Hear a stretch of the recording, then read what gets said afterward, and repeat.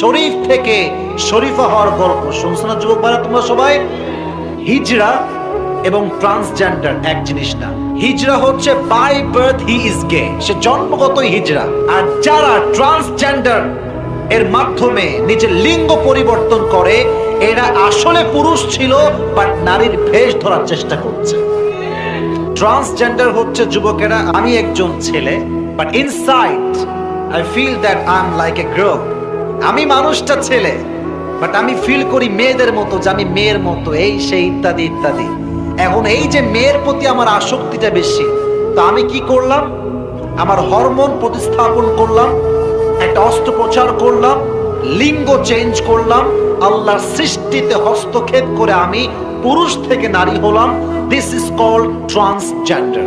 কথা কি বোঝা যায়? আমার কথা বুঝলেই বলেন, বোঝা কি যায়? অথবা একজন মেয়ে, সে by birth she is girl, জন্মগত সে একজন মেয়ে, বাট বড় হয়ে ভাবছে যে মেয়েটা আমার ভাল লাগে না, আমি ছেলে হইলে ভাল লাগবে, নিজে নিজে ফিল করতেছে। এখন সে কি করলো? অস্ত্রোপচার করলো তার দেহে। এটাকে আমরা মাঝে মাঝে বলি, এই যে দেখবেন অনেক নায়ক নায়িকারা আছে, দেখবেন সার্জারি করে, শুনছেন আপনারা সবাই? যেমন আমার এই যে আমার লিপসটা দেখেন, ঠোঁট, আচ্ছা দেখা যায় যুবক ভাইরা? আচ্ছা এটা কি খুব ফোলা না চিকন? চিকন। দেখবেন অনেক হিরোইন যারা আছে, জাস্ট বোঝাবার সাথে বলছে, so don't take it negatively, খারাপ ভাববেন না। ওরা এখানে একটা অস্ত্রোপচার করে সুই দেয়, এই পাশে একটা, এই পাশে একটা, ফলে এই অস্ত্রোপচারের ঠোঁটটা আরো মোটা হয়ে যায়। Exactly to the same way, যারা নারী থেকে পুরুষ হতে চায়, পুরুষ থেকে নারী হতে চায়, তারা দেহে অস্ত্রোপচার করে। পুরুষের পরিবর্তন হয় হরমোন পরিবর্তন হওয়ার কারণে। যখন হরমোনটা পরিবর্তন করা হয়, তার স্ট্রাকচারে নারীগত একটা স্বভাব চলে আসে, তার দেহটা পরিবর্তন হয়ে যায়।